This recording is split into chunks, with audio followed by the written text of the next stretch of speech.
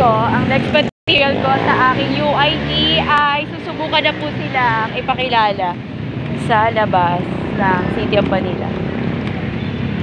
Sir, pwedeng tumambay dyan?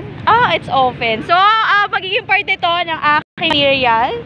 Matagal ding panahon, 2005 ako na naging reporter ng Manila City Hall Press Office or the MACRA. So, wala na, dadaanan lang namin to, tambayan. Pero, look at the place right now, no?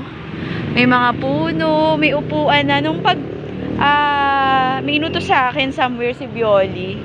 Ang ganda. So, nakita ko magiging bahagi ito ng UID, no? Material ko na nilalabas na po ang mga estudyante sa pagkamulat na what beautiful in Manila right now.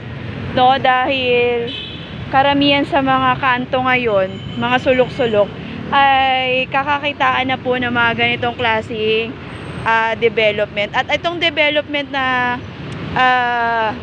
nangyayari sa lungsod na aking kinabibilangan, ay laking parte nito yung maging bahagi ng pag-alaga, pagkilala, at maging promosyon ng mga estudyante, mga scholar ng bayan, ang nangyayaring pagbabago, no, sa lungsod na kanilang kinabibilangan. So, the beautiful Manila, no, part po yan ng aking UID team 3, no.